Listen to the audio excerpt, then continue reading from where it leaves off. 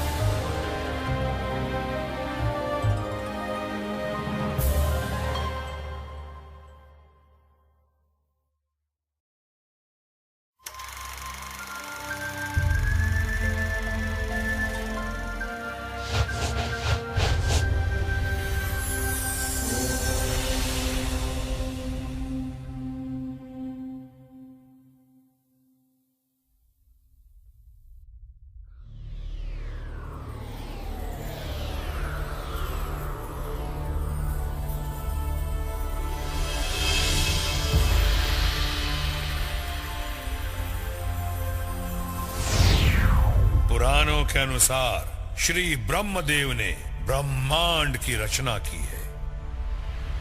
स्वर्ग लोक देवताओं का निवास स्थान है, जहां इंद्रदेव राज करते हैं।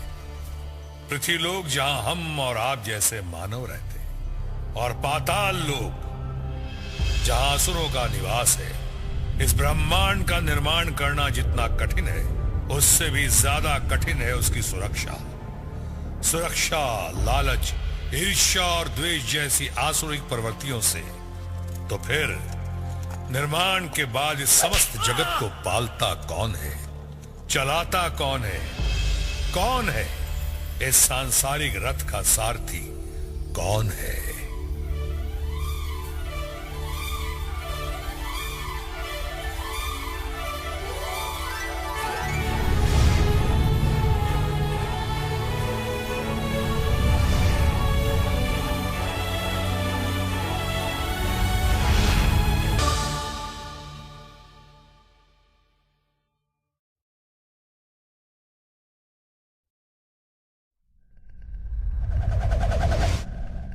बच्चे भाग गए।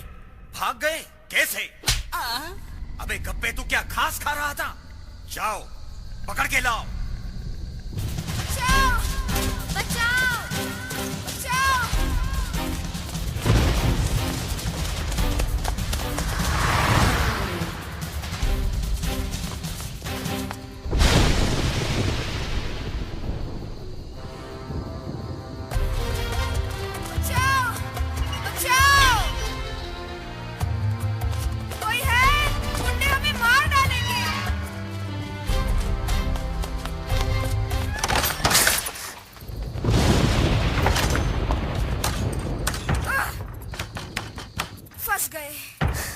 बेकार में ही यहाँ आए।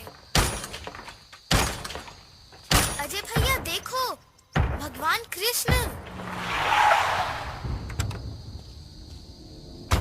भगवान प्लीज हमारी मदद करो। मम्मी ने कहा था तुम मदद करते हो। भगवान प्लीज प्लीज। वो क्या मदद करेंगे? वो तो खुद हिलडुल नहीं सकते। तुम यहाँ आकर मेरी मदद करो। अब क्या हुआ? अंदर है, बदमाशों ने अंदर से बंद कर लिया है। तोड़ दो दरवाजा। सॉलिड लकड़ी का है, इसकी खोपड़ी की तरह। तो जला दो ना। इसकी खोपड़ी को? अबे दरवाजे को। ठीक है, जला देते हैं। पॉपकॉर्न बन जाएंगे।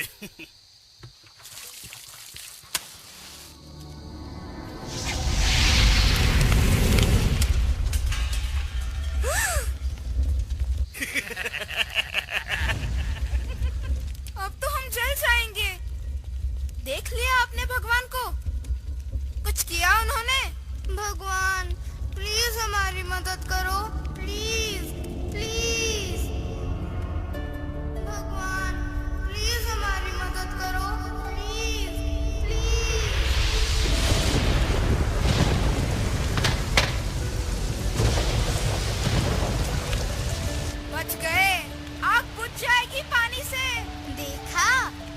भगवान ने मदद की। पानी तो बरसना ही था, कल शाम से बादल गरज रहे थे।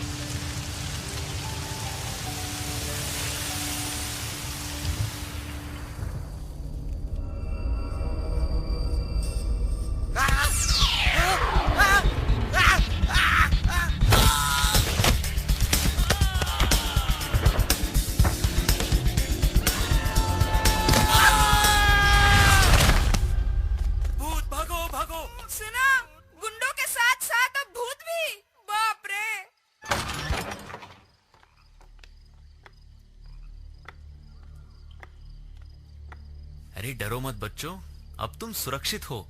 वो गुंडे भाग गए। आप कौन है?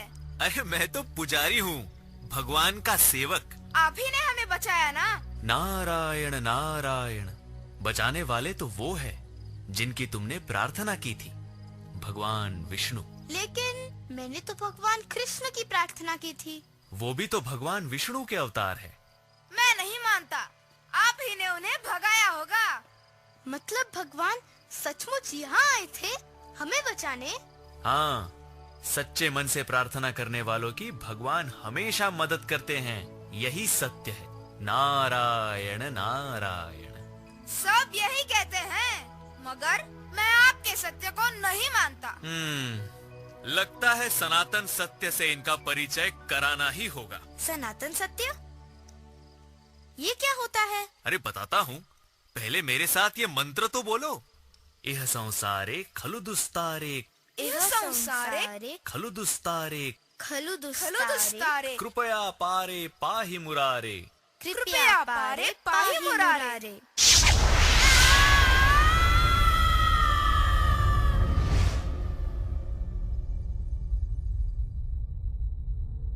भैया, अपने आप को देखो तो बिल्कुल पंडित जी लग रहे हो।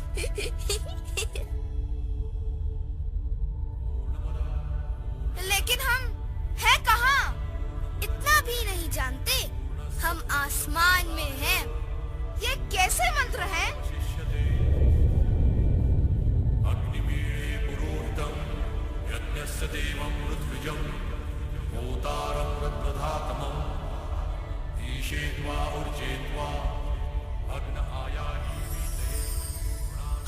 ब्रह्मदेव निद्रावस्था में है और वेदवाणी उनके मुख से निकली जा रही है।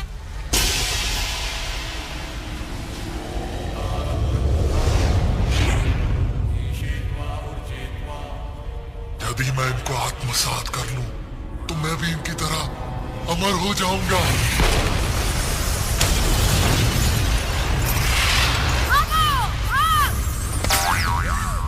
नारायण नारायण। आप कौन है? मैं? आपका चेहरा पहचाना सा लग रहा है। मैं देवर्षि नारद। बाप रे, वही जो लोगों के बीच में झगड़ा करवाते हैं। ये क्या हो रहा है? देवताओं में भी झगड़ा लगा दिया क्या? नारायण नारायण।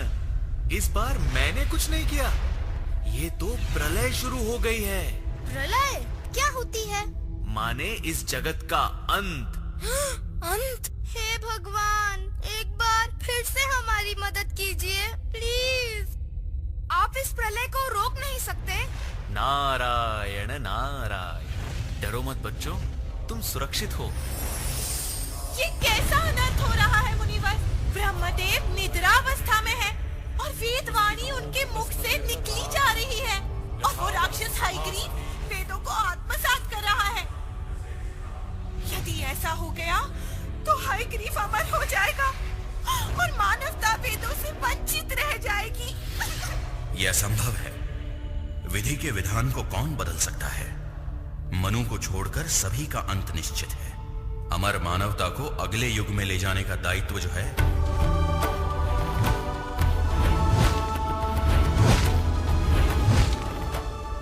अब मुझे यह निर्णय लेना है कि मनु की भूमिका कौन निभाएगा।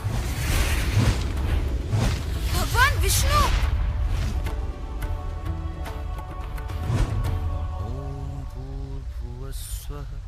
ऋषि सत्यवत मेरा परम भक्त है, वो दयालु है, विवेकशील है। मनु के दायित्व के लिए मैंने उसका चयन किया है।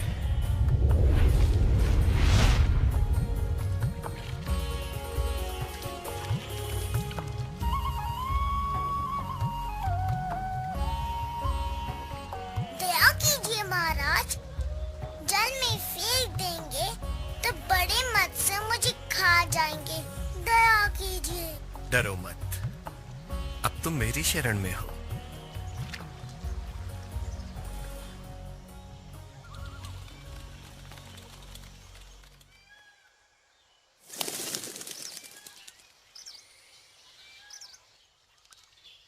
ऐसे क्या देख रहे हैं महाराज? आपका कमंडल तो मेरे लिए छोटा है, किसी बड़े पात्र में डाल दीजिए मुझे।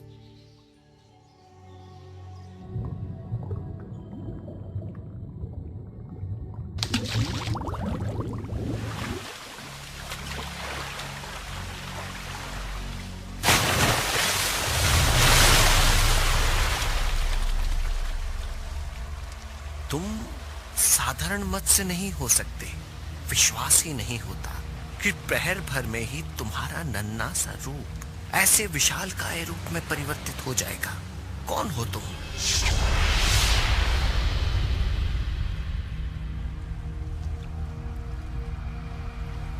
क्षमा कीजिए प्रभु, आपको पहचान नहीं पाया, किंतु धरती पर इस मत्स्य रूप में। मैं तुम्हें एक महत्वपूर्ण दायित्व सौंपने आया हूं। ध्यान से सुनो। आज के 7वें दिवस पृथ्वी को जल समाधि लेनी होगी। सब कुछ नष्ट हो जाएगा, किंतु तुम सुरक्षित रहोगे। मुझे क्या करना होगा प्रभु? सभी सप्तऋषियों, पशु पक्षियों, जड़ी बूटियों, पेड़ पौधे, अन्न बीजों को एकत्रित करके इसी स्थान पर प्रतीक्षा करो। एक नौका आकर तुम सबको सुरक्षित स्थान पर ले जाएगी। जाओ, समय कम है और कार्य अधिक।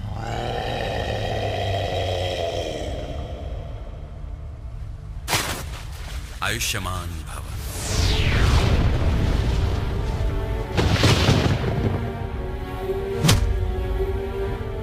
मूर्ख हयग्रीव, मुख नहीं खोलना, वेद तो जाएंगे ही, प्राणों से भी हाथ धोने पड़ेंगे।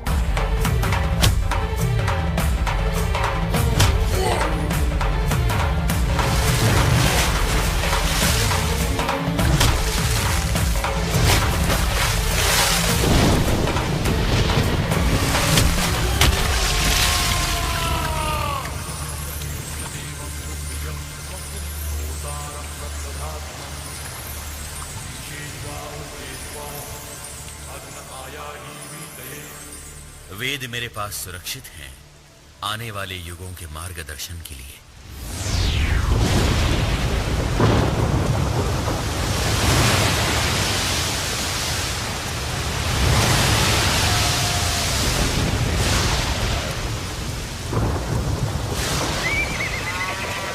पानी उनके घुटनों तक पहुंच गया है। कहाँ है नौका? भगवान विष्णु ने जो वचन दिया है उसे तो पूर्ण होना ही है।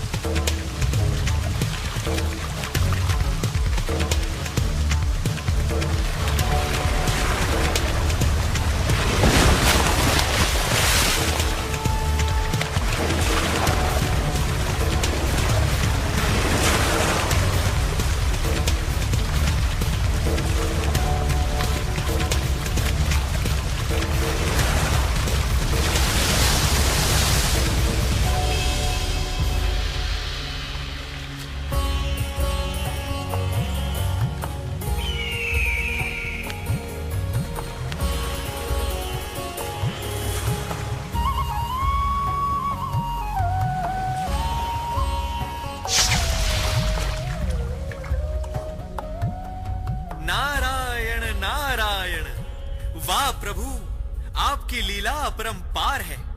आपने न केवल वेदों की रक्षा की, वरन नए युग के स्वर्णीय भविष्य का प्रवेश द्वार भी खोल दिया।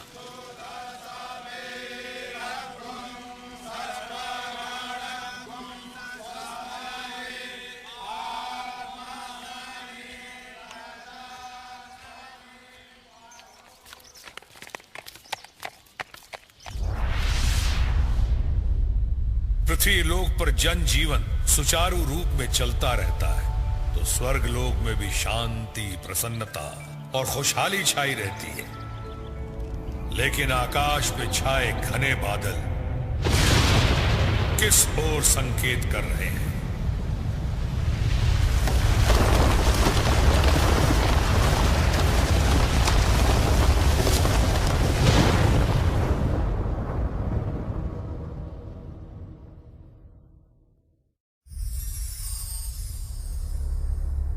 ये क्या हो गया मुनिवर? स्वर्गलोक में कल तक तो सब ठीक था, शांति, समृद्धि, आनंद, किंतु आज किस असुर की कुदृष्टि है ये? ये किसी की कुदृष्टि नहीं सुंदरी, श्राप है दुर्वासा ऋषि का। किंतु ऐसा क्यों किया उन्होंने? हुआ ये कि ऋषिवर ने बड़े स्नेह से इंद्रदेव को एक पुष्पमाला भेंट की। वो ठहरे इंद्रदेव, अहंकार वश वो पुष्पमाला उन्होंने ऐरावत को दे दी। ऐरावत भी कुछ कम नहीं, उसने वो पुष्पमाला पांव तले रौंद डाली।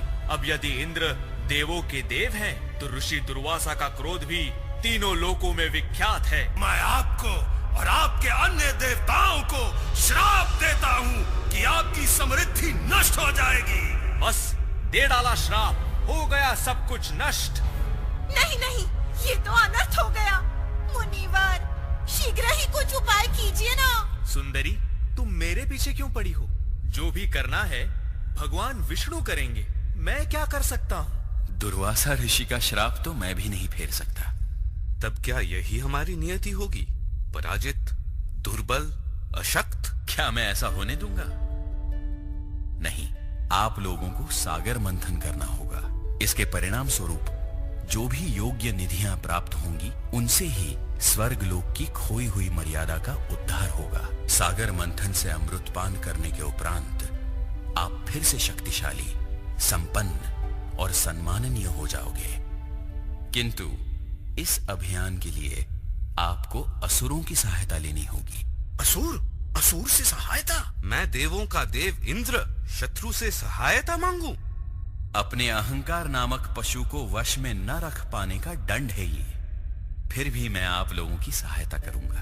हमें क्या करना होगा प्रभु? असुरों को इस बात का लालच देना होगा कि अमृतपान में वो आपके साथ सहभागी होंगे। वो मान जाएंगे, किंतु ध्यान रहे, अमृतपान से पहले किसी भी स्थिति में आप उनसे युद्ध नहीं करेंगे। जाइए, सागर मंथन के लिए मंद्र पर्वत को मथनी और सर्पराज वासुकी को रस्सी के रूप में उपयोग कीजिए।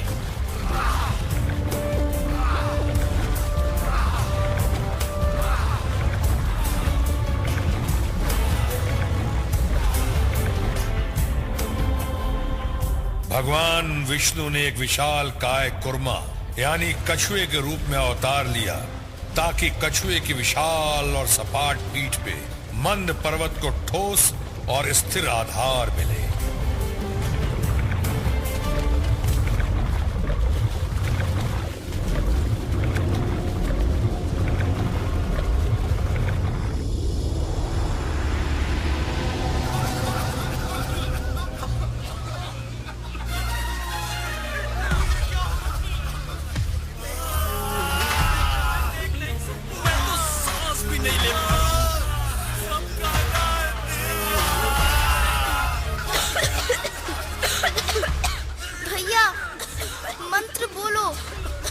संसारे खलु दुस्तारे कृपया पारे पाही मुरारे।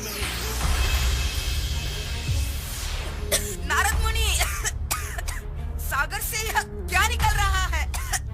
हलाहल यानी विष। विष? तब तो देव मर जाएंगे। प्रभु, इससे पहले कि ये हलाहल हमारे प्राण ले ले, हमें बचाइए। भयभीत ना हो, भगवान शिव से प्रार्थना कीजिए। केवल वो ही ये विष पीकर आपकी सहायता कर सकते हैं। ओम नमः शिवाय, ओम नमः शिवाय, ओम नमः शिवाय, ओम नमः शिवाय, ओम नमः शिवाय, ओम नमः शिवाय, ओम नमः शिवाय।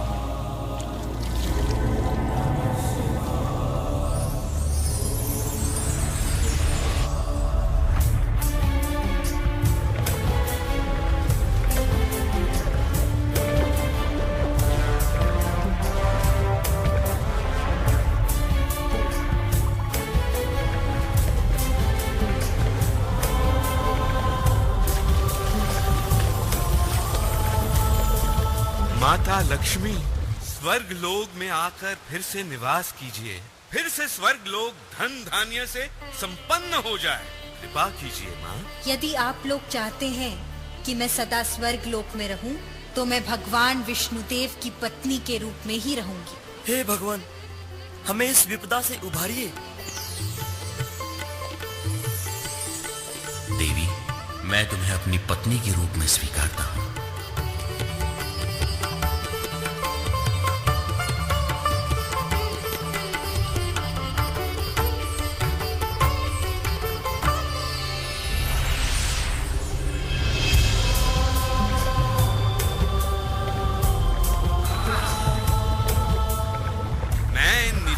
स्वर्ग लोक के लिए रख लेता हूँ। रख लो, इनमें हमारी कोई रुचि नहीं है। हमें तो अमृत की प्रतीक्षा है।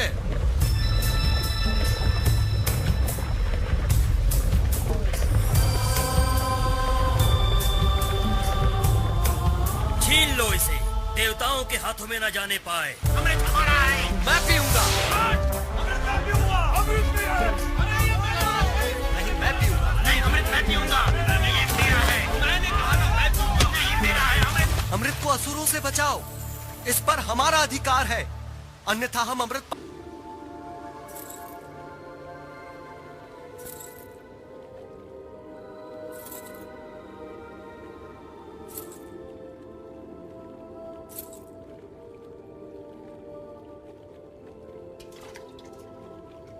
इस प्रकार लड़ने से क्या लाभ? अमृत तो सबके लिए है ना? आप कहें तो मैं आप सब में समान रूप से वितरित कर दूं। आप सबको अमृत पान कराकर मुझे बड़ी प्रसन्नता होगी। सुंदरी, तुम्हारे सुंदर हाथों से अमृत पान करके अमृत का आनंद ही कुछ और होगा। रुको, पहले देवों को तो पिला दूं। वाह, क्या मोहिनी सूरत है। हाय हाय, इसकी हंसी तो हमें मार डालेगी। हाँ, अरे अमृत भी नहीं बचा पाएगा।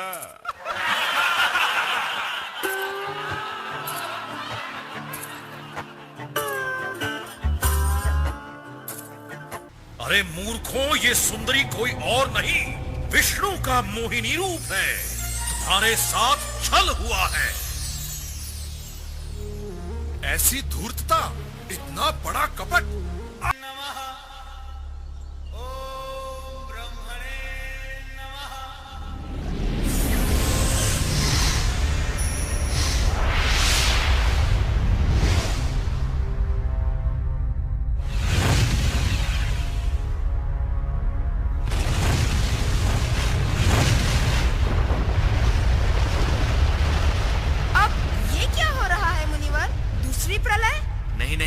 हिरण्याक्ष की इतने वर्षों की घोर तपस्या के कारण इंद्रदेव का सिंहासन डोलने लगा है। मुनिवर, अगर हम लोग कुछ मदद कर सकते हैं तो ठीक है, वरना चलते हैं भगवान विष्णु के पास। यह संसारे खलु। अभी इसका समय नहीं आया बालक। नारायण नारायण। मैं तुम्हारे तप और भक्ति से अत्यंत प्रसन्न हुआ। जो भी वर चाहो मांग लो। देवों के देव, मुझे ऐसा वरदान दीजिए कि मैं अजय अमर हो जाऊं। जिन देवों और पशुओं का मैं नाम लूं, वो मुझे मार न सके। तथास्तु। अब भ्राता इंद्र का कष्ट दूर करने का समय आ गया है।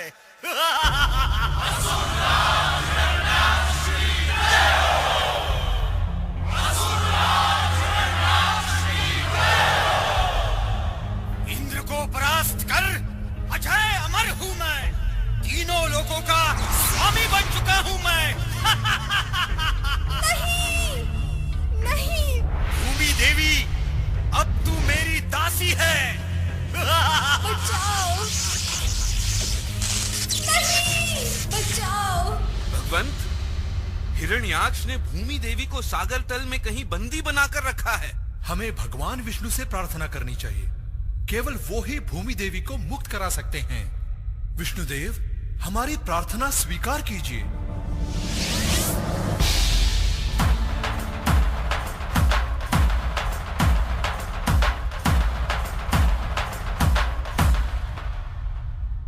भगवान विष्णु ने हमारी प्रार्थना सुन ली।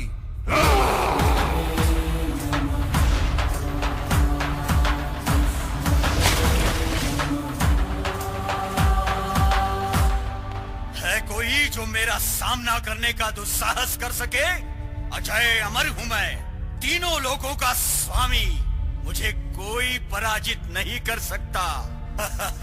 नारायण नारायण, तुम्हारे अज्ञान पर मुझे हंसी आती है। जब तक तुम भगवान विष्णु को पराजित नहीं करते, तब तक तुम न अजय हो, न अमर, और ना ही तीनों लोगों के स्वामी। अज्ञानी तो तुम निकले नारद मुनि। ब्रह्मदेव का वरदान है मेरे साथ। अब मैं तुम्हारे विष्णु से अधिक शक्तिशाली हूँ।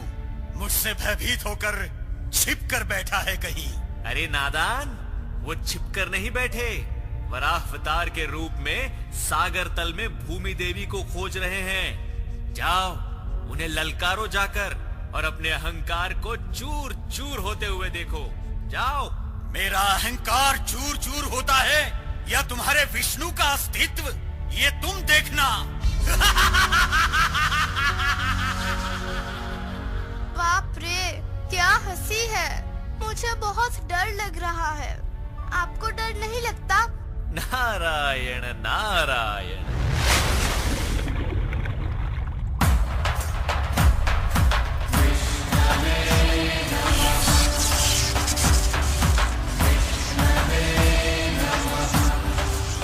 अरे बहरूपिये विष्णु, रुक, युद्ध कर मुझसे।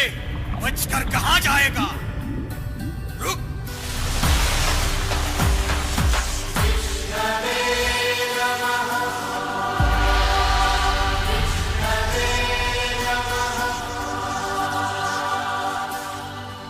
देवी, अब तुम स्वतंत्र हो। धन्यवाद प्रभु।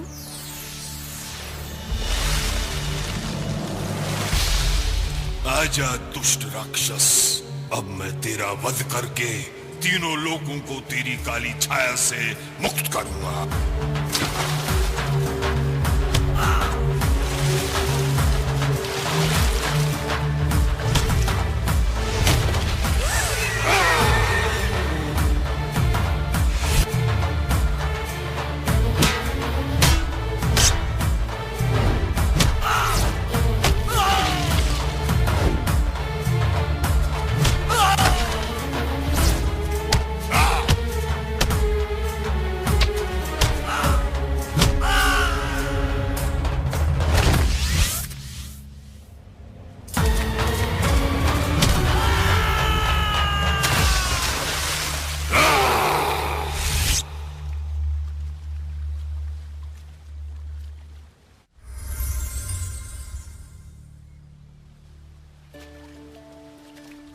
लेकिन उसे तो वरदान था, कोई उसे मार नहीं सकता था।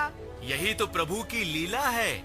वर मांगते समय हिरण्याक्ष एक पशु का नाम लेना भूल गया था। कौन था वो? वराह। हाँ।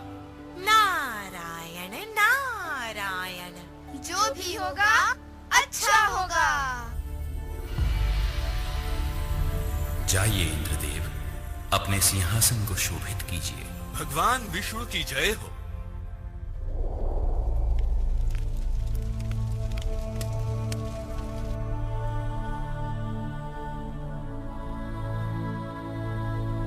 सावधान विष्णु, तुमने मेरे भ्राता हिरण्याक्ष की हत्या करके तीनों लोगों पर अधिकार किया है। मैं हिरण्यकश्यपु अपने भ्राता की हत्या का प्रतिशोध लूंगा। किंतु विचार करो, विष्णुदेव अत्यंत शक्तिशाली हैं, उन्हें पराजित करना संभव नहीं। तुम्हारा भ्राता भी तो वर प्राप्त अजय योद्धा था, क्या हुआ? किंतु मैंने तो विष्णु के सर्वनाश का प्रण लिया है। तो तुम भी ब्रह्मदेव की आराधना करो, उन्हें प्रसन्न करो और वर पाओ। मैं ऐसी घोर तपस्या करूंगा कि देवों के सिंहासन डोलने लगेंगे। वर प्राप्ति के बाद अजय अमर होकर मैं तीनों लोगों का स्वामी बनूंगा।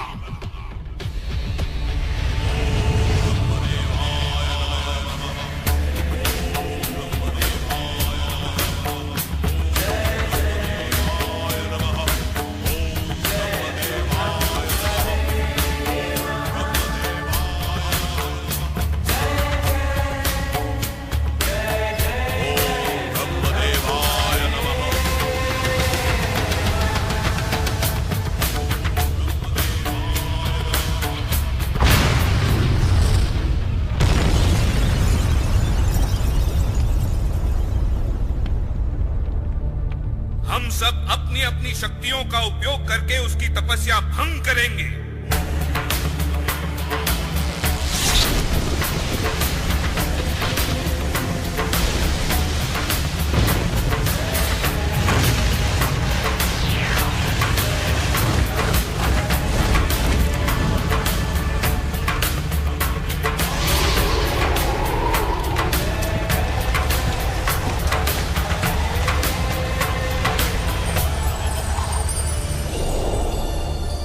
हिरण्यकशिपु, मैं तुम्हारी तप साधना से प्रसन्न हुआ।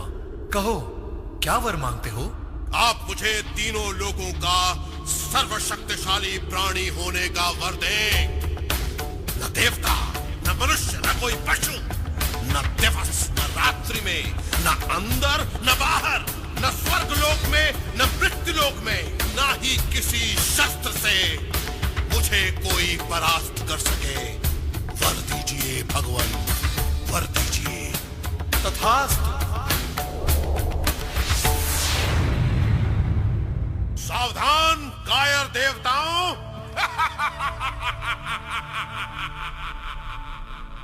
अब मैं वर प्राप्त अजय अमर अपराजय योद्धा हूं। मुझे अपना स्वामी स्वीकार करो, अन्यथा तुम सबको मेरे क्रोध की बलि चढ़ना होगा।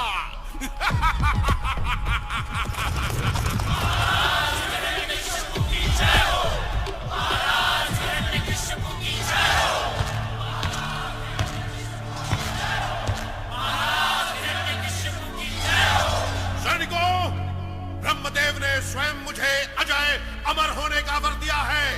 अब मैं तीनों लोगों का स्वामी हूं।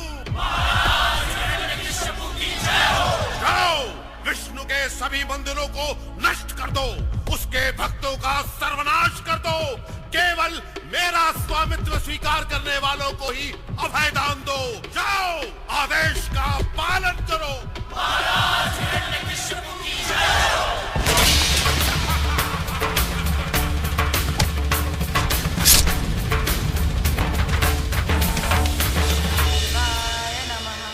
विष्णु भक्ति की एक आवाज फिर भी सुनाई दी। वो आवाज थी भक्त प्रहलाद की। मुनिवर सुन रहे हैं? ये छोटा सा बच्चा उस राक्षस को चुनौती दे रहा है, विष्णु देव की पूजा कर रहा है। उसे राक्षस का डर नहीं। ये बालक विष्णु देव का परम भक्त है और विडंबना देखो कि वो इसी राक्षस का पुत्र है। राक्षस पुत्र विष्णु देव का भक्त? हाँ, मैंने इसे विष्णु भक्ति की दीक्षा दी थी। कब? जब इसकी माता मेरे आश्रम में आई थी, तब ये बालक माँ के गर्भ में था। हिरण्यकशिपु, ये कैसा अपशकुन है? तुम्हारा अपना ही पुत्र विष्णु की उपासना कर रहा है। ये तुम्हारे हित में नहीं। कहीं ऐसा ना हो यही बालक कल तुम्हारे काल का कारण बने। ओम विष्णुदेवाय नमः। ओम विष्णुदेवाय नमः। विष्णुदेवाय नमः। धिक्कार है तुम पर। बंद करिए विश्वाणी।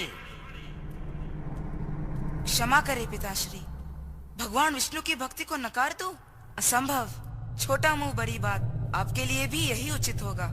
आप उनसे क्षमा मांगकर उन्हें अपना स्वामी स्वीकार ले। कायर विष्णु, मेरा स्वामी? ये कहने का दुस्साहस कैसे किया तूने? तू मेरा पुत्र है। विष्णु भक्ति का कलंक धोकर क्षमा मांग ले तो प्राणदान अब भी संभव है। पिताश्री, आप जैसा उचित समझे करे। भगवान विष्णु मेरी रक्षा अवश्य करेंगे, क्योंकि वे हमेशा मेरे साथ हैं। कहाँ है तेरा विष्णु? कहाँ नहीं है, हर कहीं है वो। तब तो इसमें भी होगा।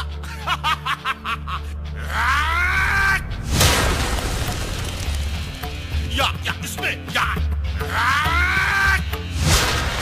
फिर इसमें। कहाँ है तेरा विष्णु? अरे वो तो यहाँ भी नहीं है। वो यहाँ नहीं है। वो तो मेरे भय के कारण स्वर्ग में कहीं छिप कर बैठा है। अब अंतिम क्षण अपने विष्णु का स्मरण कर ले।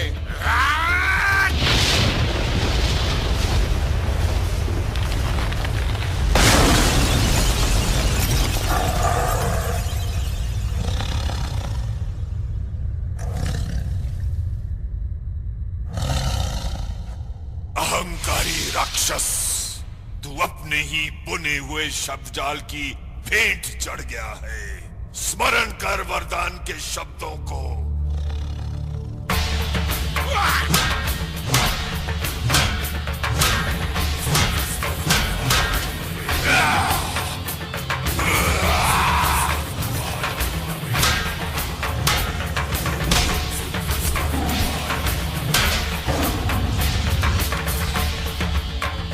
मैं न देव हूं, न मानव, न पशु।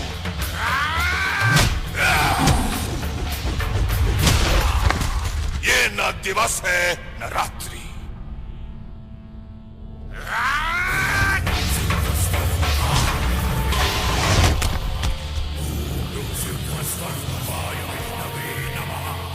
ये न अंदर है न बाहर, चौखट है। तू न आकाश में है न धरती पर, मेरी जंघा पर है। और मैं किसी शस्त्र से नहीं, अपने नखों से तेरा वध करूंगा।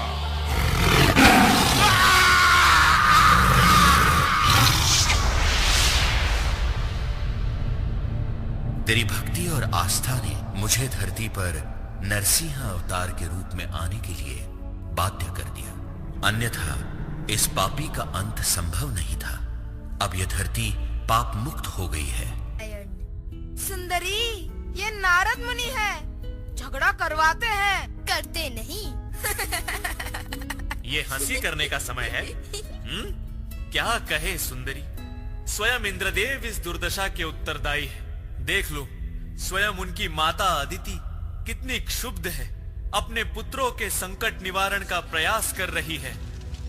ओम विष्णवे नमः, ओम विष्णवे नमः, ओम विष्णवे नमः, ओम विष्णवे नमः, ओम विष्णवे नमः, ओम विष्णवे नमः। तुम्हारी भक्ति भावना से मैं कृतार्थ हुआ मां। क्या आज्ञा है? प्रभु, बलि और उसके असुरों का वध कीजिए और मेरे पुत्रों की रक्षा कीजिए। स्वर्ग में उनका छीना हुआ स्थान वापस दिलवाइए प्रभु। जो योग्य होगा करूंगा। मैं शीघ्र ही आपकी कोख से जन्म लेकर अपने भ्राताओं की रक्षा करूंगा।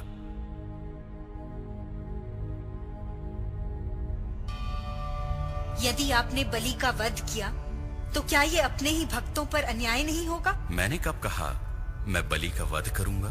मैंने तो कहा जो योग्य होगा वो करूंगा। बलि असुर अवश्य है, किंतु वो दुष्ट नहीं, दयालु है, विशाल हृदय है। अपार शक्ति के दंभ में वो ढीठ हो गया है। इस बार मुझे शक्ति से नहीं, युक्ति से विजय प्राप्त करनी है।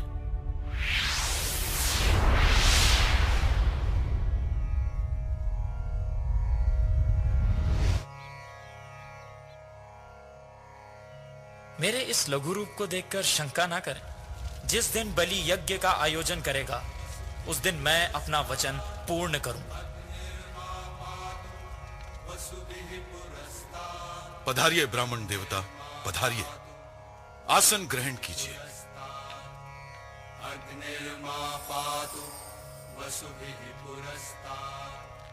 कहिए क्या सेवा करूं? दान, धान्य, स्वर्ण, रजत, हीरे मोती, संकोच न करें ब्राह्मण देव। बलिराज का वचन है, जो भी कहेंगे वो आपका। मुझे तो केवल 3 पग भर भूमि की ही आवश्यकता है। कृपया लज्जित न करें। 3 पग भर भूमि, वो भी आपके पग, क्या होगा उससे? आवश्यकता से अधिक की कामना नहीं है मुझे। जैसी आपकी इच्छा। ब्राह्मण देव, पहले मैं आपके चरण धो लूं। कहीं ये विष्णु का रूप तो नहीं, किंतु ये यहां क्या करने आया है? कोई उपाय करना होगा।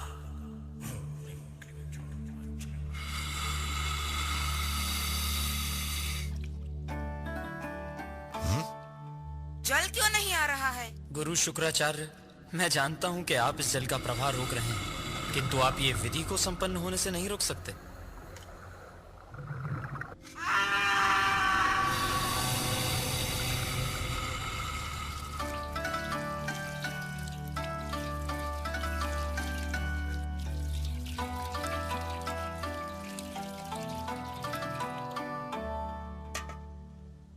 ब्राह्मण देव,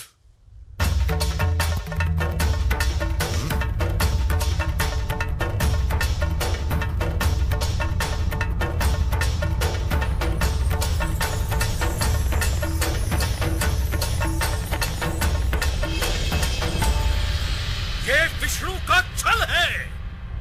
मेरे 2 पग में ही स्वर्ग और मृत्यु लोक समा गए, अब तीसरा पग कहां रखूं?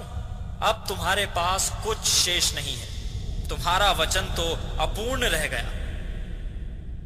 तुमने हमारे महाराज के साथ छल किया है। आक्रमण! रुक जाओ! फेंक दो अपने शस्त्र। युद्ध नहीं होगा। प्राण देकर भी मैं अपना वचन पूर्ण करूंगा। हे भगवान विष्णु, आप अपना तीसरा पग मेरे सिर पर रखिए। प्राणों से अधिक मूल्यवान मेरे पास और कुछ नहीं।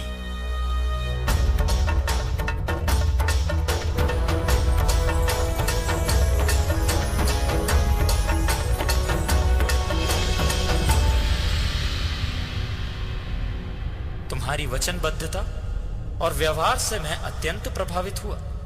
असुर होकर भी तुमने सिद्ध कर दिया कि तुम देवतुल्य पूजनीय हो।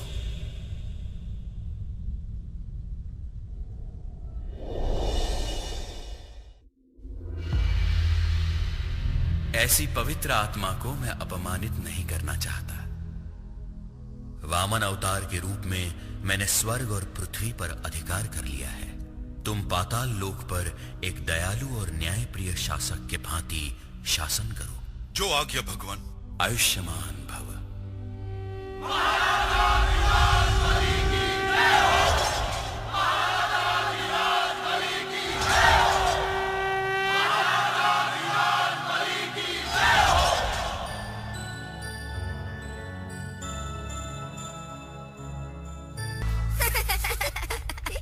समय के साथ बलि राजा पाताल लोक पे शासन करने लगे और पृथ्वी लोक का शासन क्षत्रिय राजा संभालने लगे। वे सत्ता पाकर अहंकारी हो गए और निर्बल लोगों पे अत्याचार करने लगे। लोगों की करुण पुकार सुनकर भगवान विष्णु ने ऋषि जमदाग्नि और उनकी पत्नी माता रेणुका के पुत्र के रूप में अवतार लिया।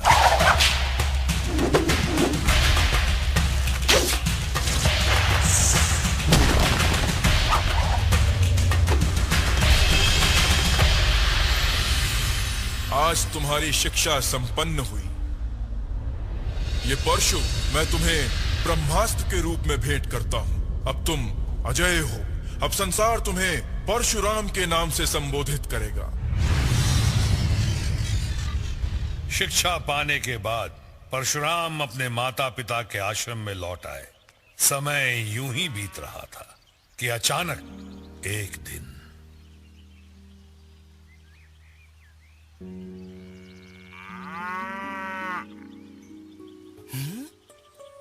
कैसी चमत्कारी गाय है। घड़ी भर में सैकड़ों सैनिकों की भूख मिटा दी। इसे तो महाराज की सेवा में होना चाहिए। सच कहते हो। इसे ब्राह्मण के आश्रम में नहीं, राजमहल में होना चाहिए। आपकी चरण रज से ब्राह्मण की कुटिया पवित्र हुई महाराज। ब्राह्मण देवता, आपकी कामधेनु हमें चाहिए। जितनी भी स्वर्ण मुद्राएं आप उचित समझें मांग लें। महाराज, ब्राह्मण के जीवन में स्वर्ण मुद्राओं का क्या मूल्य? और फिर कामधेनु हमारी माता के समान है। माँ को बेचा नहीं जाता महाराज। तो राजा के आदेश की अमानता का परिणाम भी देख लो। सैनिकों, कामधेनु को राजमहल में ले जाओ।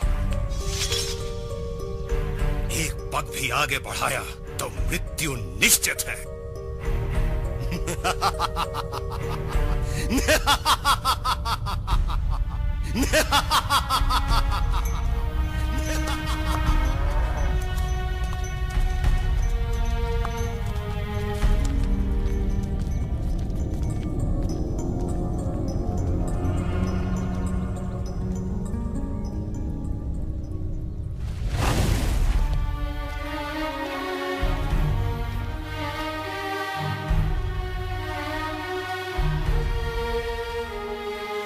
क्या हुआ पिताश्री? आप लोग इतने दुखी क्यों हैं? राजा कार्तवीर्य अर्जुन आखेट के लिए आया था। मैंने उसका स्वागत सत्कार किया, दुग्धपान कराया, लेकिन उसकी नियत में खोट आ गई। उसके आदेश पर सैनिक कामधेनु को ले गए। आपने उन्हें जाने कैसे दिया? हम क्या करते, विवश होकर देखते रहे। किंतु मैं विवश नहीं हूँ। राजा हो या महाराजा, कुछ भी करके मैं कामधेनु को वापस लाऊंगा। राजा का वध भी करना पड़े तो भी। ब्राह्मण का धर्म युद्ध करना नहीं, धर्म और ज्ञान का प्रसार करना है। अब क्षत्रियों के अत्याचार का अंत करना भी मेरा धर्म है। क्षत्रियों के सर्वनाश का प्रण करता हूँ। कल का सूर्योदय कामधेनु इसी आश्रम में देखेगी। कहाँ है तुम्हारा दुष्ट राजा? उससे कहो चुपचाप कामधेनु लौटा दे। मैं उसका अपराध क्षमा कर दूंगा, अन्यथा उसे अपनी नीचता का फल भोगना ही होगा। क्या कहा?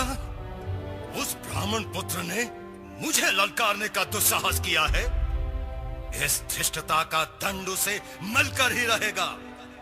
परशुराम का सिर राजमहल के द्वार को शोभित करेगा।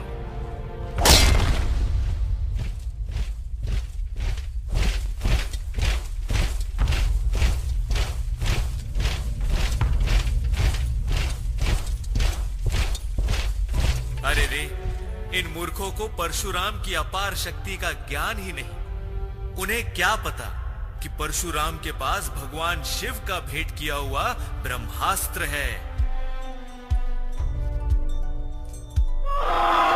जाओ, उसे बंदी बनाकर ले आओ।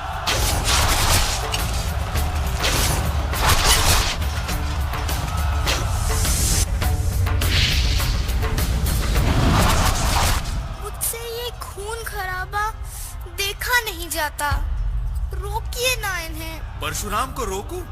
मैं? मरना है मुझे? नारायण नारायण। तुम्हें डर लग रहा है? तुम अपनी आंखें बंद कर लो। मुझसे इनकी चित्कार सुनी नहीं जाती। हे सुंदरी, तुम अपने कान बंद कर लो।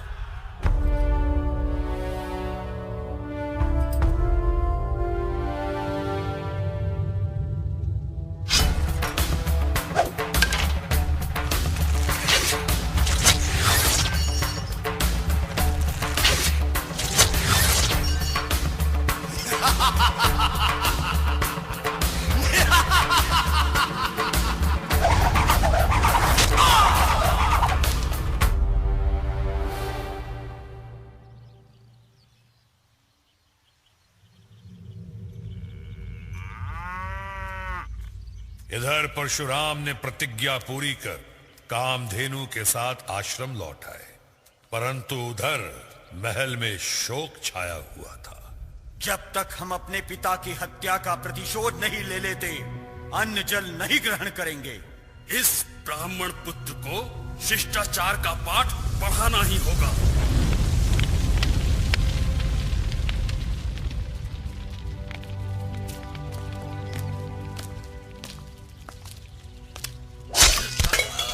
यही उचित है।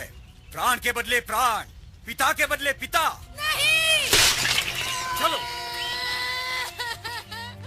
परशुराम!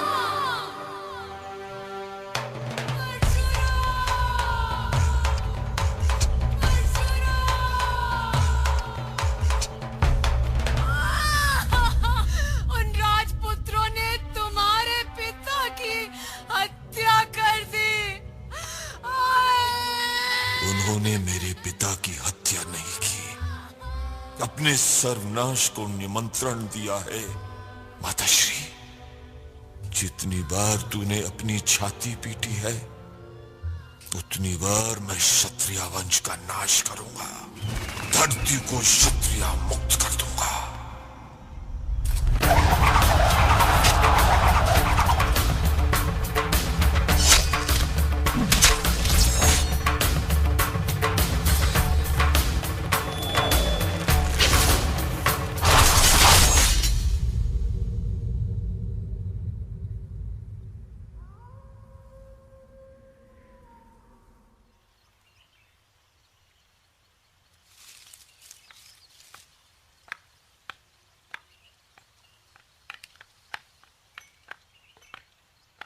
पधारिए ऋषिवर। इस ब्राह्मण की कुटिया में आने का कैसे कष्ट किया? तुमने जो संकट उत्पन्न किया है उसका निवारण करने आया हूं परशुराम।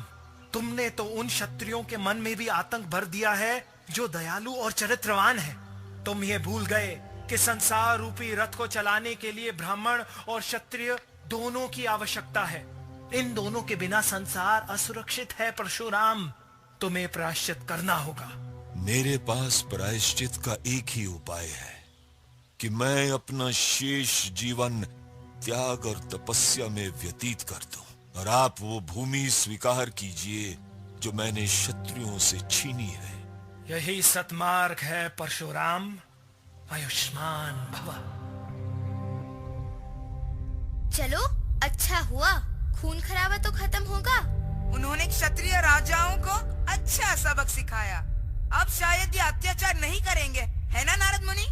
अरे नारद मुनि कहाँ गए? नारायण नारायण।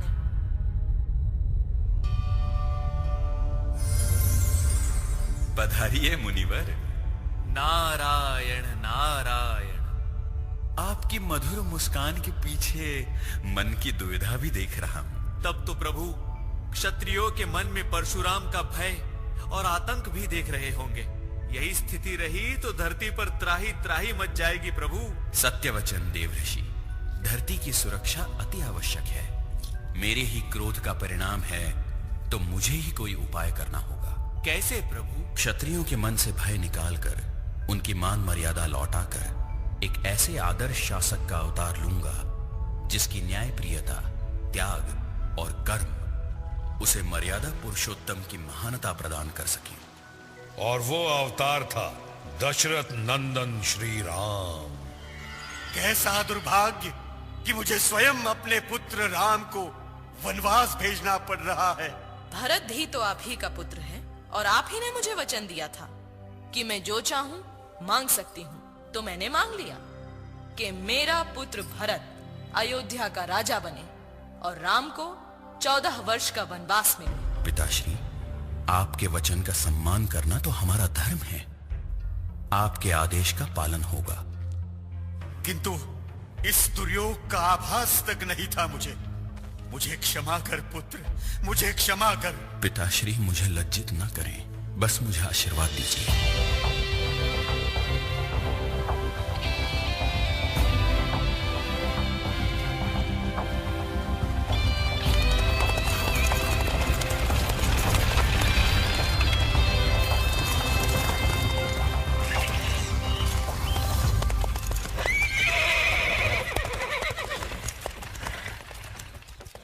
भ्राता भरत, शत्रुघ्न।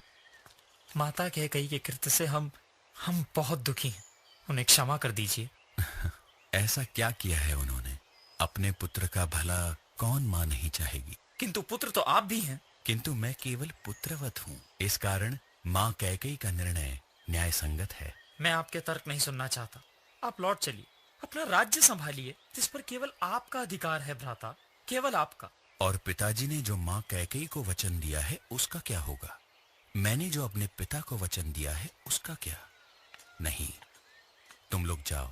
मेरा वापस लौटना असंभव है। तो आपके सिंहासन पर बैठकर उसका अपमान करना मेरे लिए भी असंभव है। ये तो कोई उपाय नहीं हुआ भरत। उपाय है भ्राता। आप हमें अपनी खड़ाऊ दे दीजिए।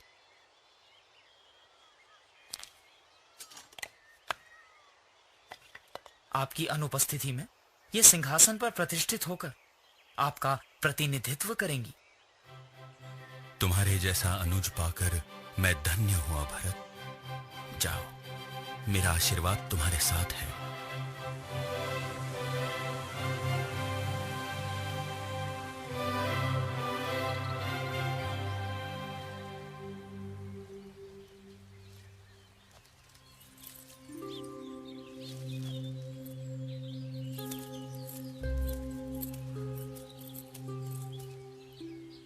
कौन हो आर्यपुत्र? मैं अयोध्या का राजकुमार राम हूँ देवी। तुम्हारे तेज, गरिमा और सुंदरता से मैं बहुत प्रभावित हुई। मैं तुमसे ब्याह करना चाहती हूँ। क्षमा कीजिए, मैं आपसे ब्याह नहीं कर सकता। मेरा ब्याह हो चुका है। ये है मेरी पत्नी सी। यदि मैं इसका वध कर दूं, तब तो करोगे मुझसे ब्याह। भूल जाओ अपने दिवा स्वप्न को। तो देख लो, ये स्वप्न है या सत्य।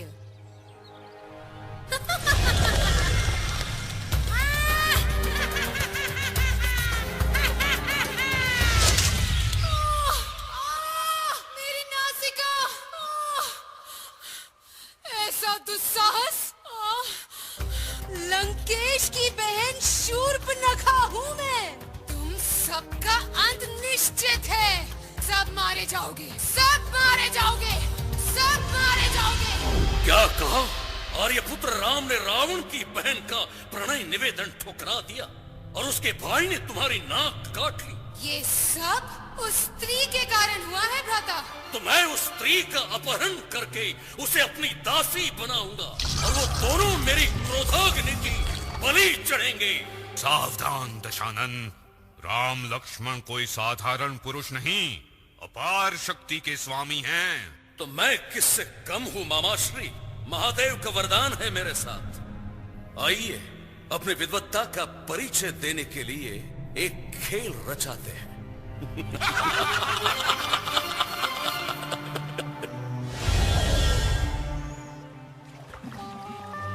मामाश्री, आप मायावी स्वर्ण मृग का रूप धरकर उन्हें आखेट के लिए आकर्षित कीजिए।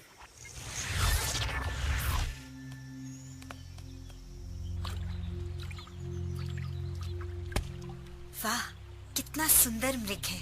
स्वर्ण मृग पहले कभी नहीं देखा। क्या आप इसे मेरे लिए लेकर आएंगे? पहली बार मुझसे कुछ मांगा है, लाना ही पड़ेगा। लक्ष्मण, सावधान रहना।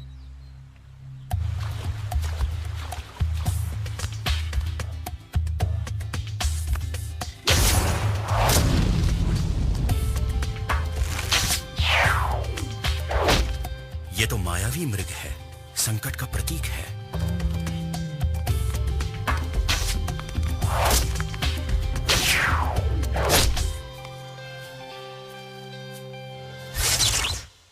बचाओ! लक्ष्मण बचाओ! बचाओ! भ्राता लक्ष्मण, वो संकट में है। जाओ उनकी सहायता करो। निश्चिंत रहो माता सीता, वो पुरुषोत्तम है, सुरक्षित है। बचाओ! लक्ष्मण बचाओ! बचाओ! लक्ष्मण बचाओ! क्या तुम्हें उनकी गुहार सुनाई नहीं देती? लक्ष्मण! जाओ, मेरा आदेश है, जाओ, मेरे स्वामी की सहायता करो। सचमुच परम सुंदरी है। ये मेरे स्वर्ण महल की शोभा बढ़ाएगी। ये दासी नहीं, रानी बनने के योग्य है। माता, किसी भी स्थिति में ये रेखा पार मत कीजिएगा।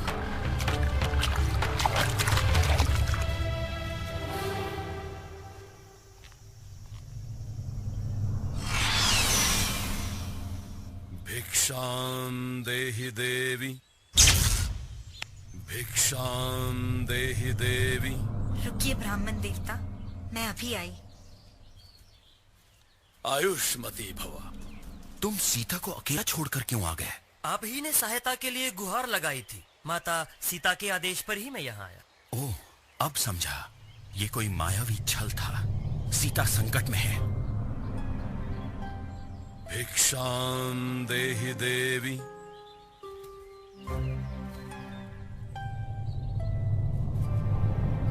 भिक्षां देहि देवी।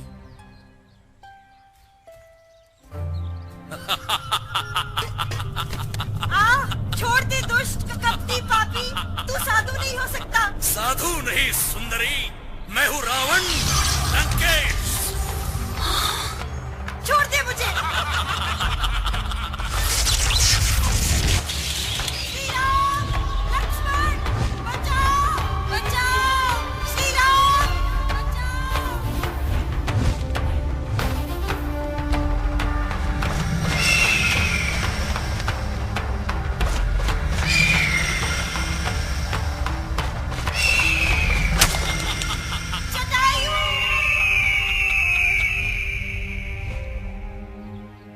भ्राताश्री, अवश्य माता सीता संकट में है। माँ सीता की ये अवस्था, मुझसे देखी नहीं जाती। नारद मुनि, मुझे दीजिए तलवार, मैं छुड़ा कर लाऊंगा उन्हें। धीरे बोलो भैया, रावण सुन लेगा तो डर जाएगा। पता है बालक, जो बदमाश तुम्हें उठाकर ले गए थे, ये रावण उनसे लाखों गुना शक्तिशाली है। इसीलिए भगवान को ही युद्ध करने दो। भैया देखो, आहा, हनुमान जी आ गए, अब आएगा मजा।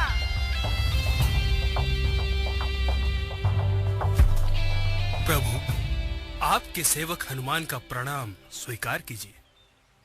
मुझे आपकी सेवा का अवसर प्राप्त हुआ, मेरा सौभाग्य है।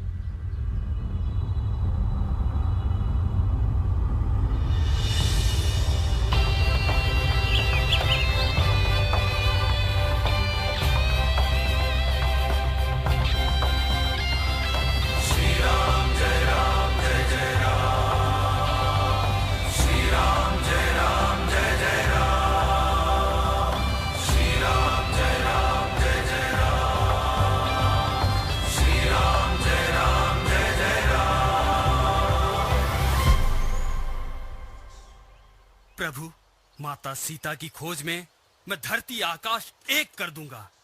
मुझे आशीर्वाद दीजिए। मेरा आशीर्वाद तुम्हारे साथ है, जाओ। बोलो सियावर रामचंद्र की जय। पवन पुत्र हनुमान की जय। 14 वर्ष के वनवास के बाद जब श्री राम अयोध्या वापस लौटे तो पूरी अयोध्या नगरी में खुशी और उत्सव का वातावरण छा गया। पूरे नगर में दिवाली मनाई गई।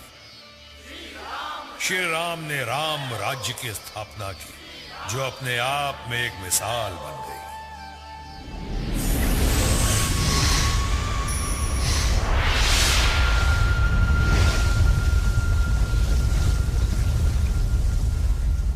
मगर जब युग बदला, ये क्या हो रहा है नारद मुनि? राजा कंस के अत्याचारों से धरती जल रही है। भगवान, क्या अत्याचार और अन्याय सहना ही मेरी नियति है? क्या कंस के पापों का कोई अंत नहीं? मेरी रक्षा कीजिए प्रभु। भूमि देवी की दुर्दशा देखकर भी आप कुछ भी नहीं करेंगे? कंस जैसे असुर कब तक भूमि देवी का अपमान करते रहेंगे? उत्तर दीजिए भगवान। चिंता न करो देवी, कंस का अंत निकट ही है। शीघ्र ही मैं कंस की बहन देवकी के 8वें पुत्र के रूप में जन्म लूंगा। एक ऐसा अवतार जो धरती को पाप मुक्त करेगा और मानवता को आदर्श जीवन की राह दिखाएगा। दुष्ट पापी, सुन, तू जिस बहन के ब्याह पर प्रसन्न हो रहा है, उसी के कोख से जन्मा 8वां पुत्र तेरे काल का कारण बनेगा। देवकी और वसुदेव को बंदी बनाकर काल कोठरी में डाल दो।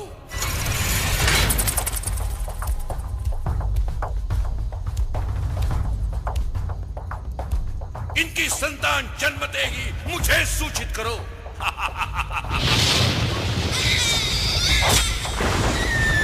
एक कुष्ठ रोग से पीड़ित है राजकुमार। कैसा रोग? इसे क्यों हो गया है? किसी को भी हो सकता है, ये तो शरीर है। विकार की आशंका तो बनी रहती है राजकुमार। सभी को? जी राजकुमार, सभी को।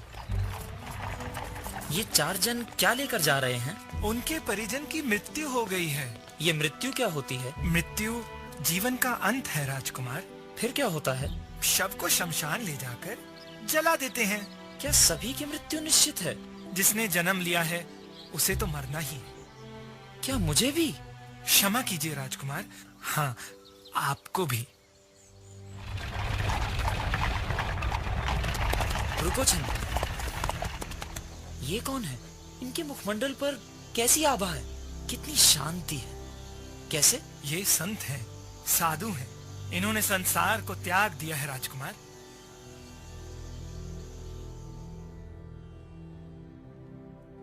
दुख और पीड़ा के अंत के लिए मुझे भी इस सांसारिक जीवन का त्याग कर सनातन सत्य के दर्शन करने हैं।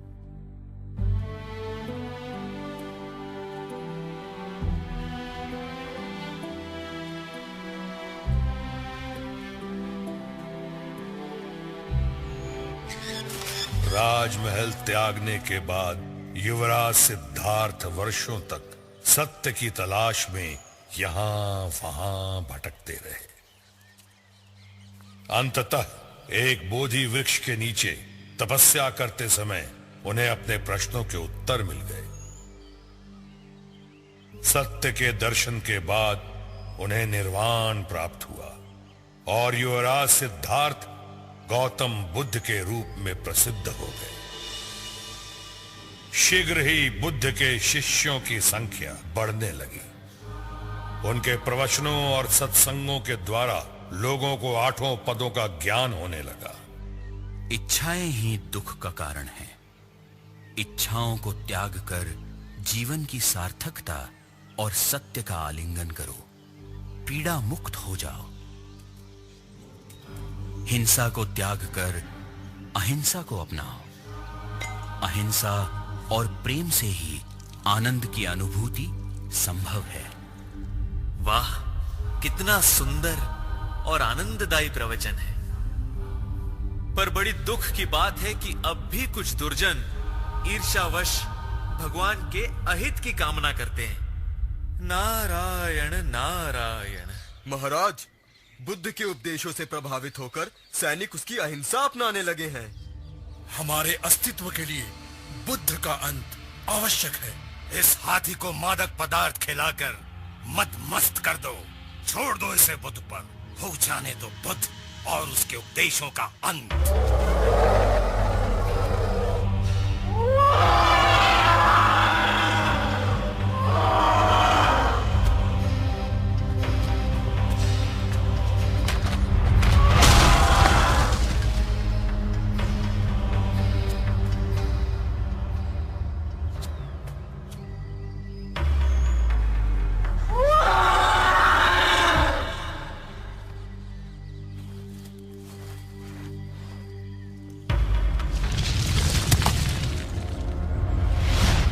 विधाता ने समस्त मानवता की रचना समानता के आधार पर की है।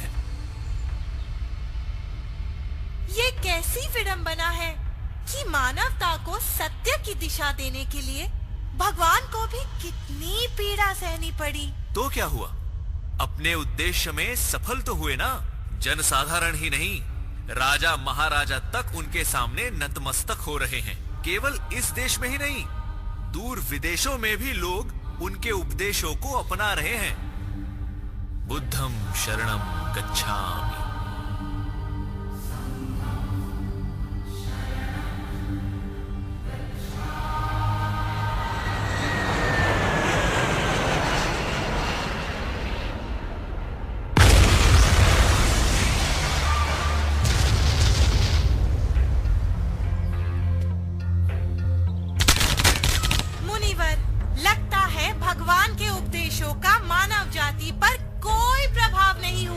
कलयुग में सत्य असत्य से पराजित हो रहा है। न्याय पर अन्याय की विजय हो रही है। मुझे तो अब मानवता के उद्धार की आशा दिखाई ही नहीं देती। कैसे दिखाई देगी जब हर तरफ इतनी सारी बुराइयां और उससे भी बुरे लोग हैं। ये क्या था मुनिवर? मानव द्वारा मानव के ही विनाश का शस्त्र।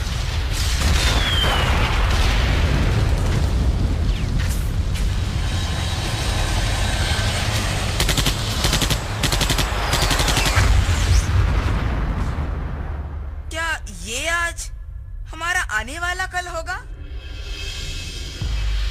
तुम्हारा आने वाला कल तुम्हारे ही हाथ में है। सदाचार की राह पर चलने वालों का हित और दुराचारियों का अंत मेरे हाथों निश्चित है। जब पाप का घड़ा भर जाएगा तब मैं कल्कि अवतार के रूप में धरती पर आऊंगा। अग्नि अश्व पर आरोहित हो सत्य और न्याय की धार से असत्य और अन्याय को काट कर फेंक दूंगा। धरती फिर पाप मुक्त हो जाएगी।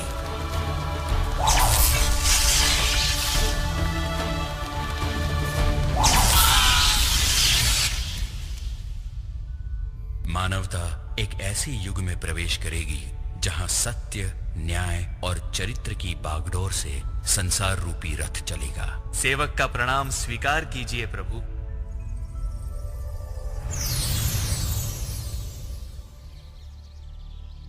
ये क्या हुआ? ये हम कहाँ आ गए? हम तो आसमान में थे। जाग गए? लगता है तुम्हारी आंखें अब पूरी तरह से खुल चुकी हैं। नारायण नारायण। नारद मुनि। कहाँ है नारद मुनि? आप ही नारद मुनि हो। मैं नारद मुनि? अरे मैं तो पुजारी हूँ, भगवान का सेवक। ऐसे कैसे? आप ही ने हमें स्वर्ग की सैर कराई। वहाँ हमने विष्णु भगवान के दर्शन किए, उनके 10 अवतार देखे। वाह, कितना सुंदर सपना देखा तुमने। सपना नहीं, वो सच था। आपने एक मंत्र कहा था और हम आसमान में पहुँच गए। मैंने मंत्र पढ़ा? क्या तुम्हें याद है? हाँ। उफ, अजय भैया, तुम्हें याद है ना? हाँ। इस समथिंग संसारे। अरे मुझे भी याद नहीं। हमने देखा कि विष्णु भगवान ने धरती की रक्षा की, जैसे उन्होंने हमारी की थी। अब तो मानते हो ना कि भगवान विष्णु ने तुम्हें बचाया, तुम्हारी रक्षा की, और ये भी कि सच्चे मन से प्रार्थना करने वालों की भगवान हमेशा मदद करते हैं। हाँ। नारायण नारायण। अरे सुबह हो गई है, तुम्हें घर नहीं जाना? हाँ। भूत। मम्मी, पापा। अजय, आरती, तुम्हें कुछ हुआ तो नहीं? होता कैसे? हाँ, भगवान विष्णु ने जो हमें बचाया। भगवान विष्णु? हाँ सच्ची, पुजारी जी से पूछ लो। अरे पुजारी जी कहाँ गए? अभी तो यहाँ थे।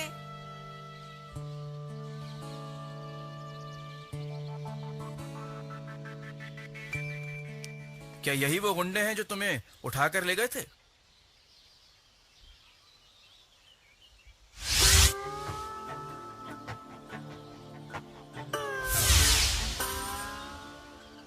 हाँ। चलो ले जाओ इन्हें। भैया, क्या ये सपना था? पता नहीं, जो भी हो सच तो देख लिया।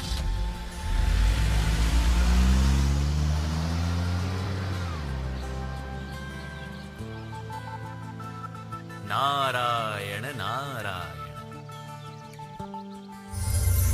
मुसीबत में फंसे बच्चों को पुजारी के रूप में नारद मुनि ने विष्णु भगवान के पालनहार होने के सारे रूपों से परिचित ही नहीं कराया, बल्कि उस विश्वास को भी बल दिया कि पृथ्वी का पालनहार हमेशा सबके भले के लिए आज भी तैयार है।